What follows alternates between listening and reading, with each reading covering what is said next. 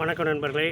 இப்போ நீங்கள் பார்க்குறது ரூயிலா டியூபரோசா அப்படிங்கிற லைட் பிங்க் கலரில் இருக்க பூ. இது அழகுக்காக தான் வளர்க்குறது மெயினாக. இது பார்த்திங்கன்னா ஏற்கனவே டியூபரா ஹியூமிலிஸ் அப்படின்ட்டு ஒரு பூ பார்த்துருக்கோம், நம்ம பர்பிள் கலரில் காமிச்சிருக்கேன்.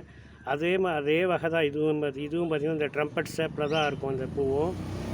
இதில் என்னன்ட்டா அது இலை கொஞ்சம் அகலமாக இருக்கிற மாதிரி இருக்கும். இது நீட்டாக இருக்குது பார்த்திங்களா, இந்த மாதிரி நீட்டாக இருக்கும். அந்த இலையில் மட்டும்தான் வித்தியாசமே இல்லை. இது பூக்கள் இதுவும் அதுவும் ஒரு இருக்கும்.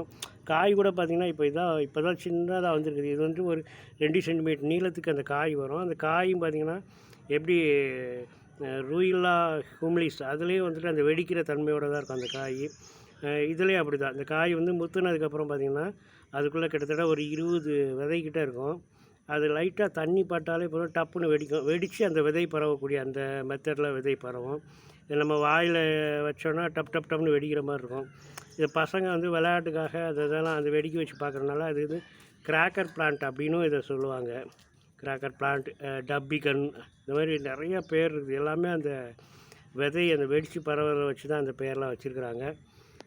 இது அப்படியே பக்கத்தில் அதில் அந்த வேர்லேருந்தே கிளம்பி புது செடி வந்துக்கிட்டே இருக்கும். அந்த பாருங்கள், அந்த வேலிக்குள்ளே கூட அதுதான் வளர்ந்துருக்குது. அது கீழே அடியில் இருக்க வேர்லேருந்து அது பாட்டுக்கு தொடர்ச்சியாக அப்படியே ஒரு செயின் மாதிரி வந்துக்கிட்டே இருக்கும். நம்ம மேலே வெட்டி விட்டாலும் கீழே பழையபடி கொஞ்சம் நாள் கழித்து அது வளர்ந்து வந்துடும். நல்லா அழகுக்காக இது வளர்க்கலாம். ஏன்னா இதுவே இப்போ லைட் பிங்க் கலர் மாதிரியே பர்பிள் கலர்லேயும் இந்த பூவை பார்க்கலாம். ரொம்ப அழகாக இருக்கும். இன்றைய நாள் உங்கள் அனைவருக்கும் இனிதாக அமைய வாழ்த்துக்கள். நன்றி.